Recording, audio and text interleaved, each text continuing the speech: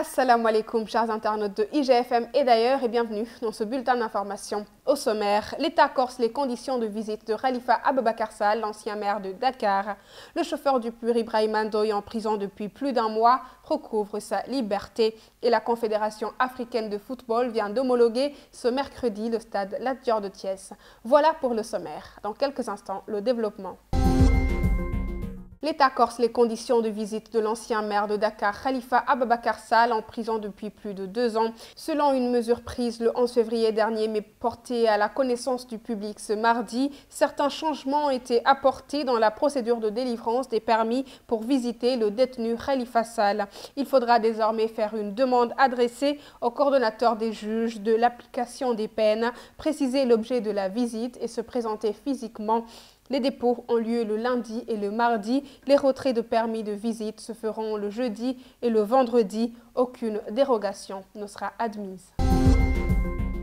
Le chauffeur du pur Ibrahima Ndoye, qui avait heurté mortellement un conducteur de moto Jakarta lors d'affrontements entre militants de Benno Bokk Yakaar et ceux du pur, vient de recouvrer sa liberté après plus d'un mois de prison. Il est condamné ce mercredi à 6 mois de prison avec sursis et une amende de 56 000 francs CFA.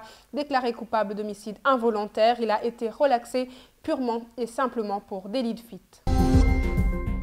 Au lycée Mamieli Badiane 6 dans la banlieue dakaroise, les élèves ont décrété 48 heures de grève avant de déloger leurs camarades des écoles environnantes. Ils dénoncent un tuyau défectueux de l'ONAS qui traverse leur lycée et qui laisse dégouliner des eaux usées. Ces élèves dénoncent également une lenteur dans les travaux de construction du lycée entamés depuis plus de 2 ans, mais qui sont aujourd'hui au point mort. Le jeune écrivain sénégalais Khalid Diallo fait partie des 6 finalistes du prix Orange du livre en Afrique avec son roman À l'orée du trépas, publié aux éditions L'Harmattan. Il compte décrocher le prix devant un Camerounais, 2 Marocains, un Ivoirien et un Tunisien.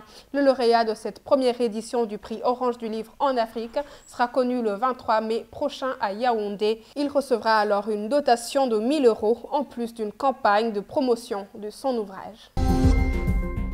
Et pour clore, le stade Lat Dior de Thiès vient d'être homologué ce mercredi par la Confédération africaine de football, CAF en sigle. Il pourra alors accueillir le samedi prochain la rencontre entre les Lions du Sénégal et les Barayas du Madagascar. Déjà qualifiés pour la CAN 2019, les 2 équipes s'affronteront pour disputer la première place et ainsi boucler les éliminatoires de la Coupe d'Afrique des Nations de football.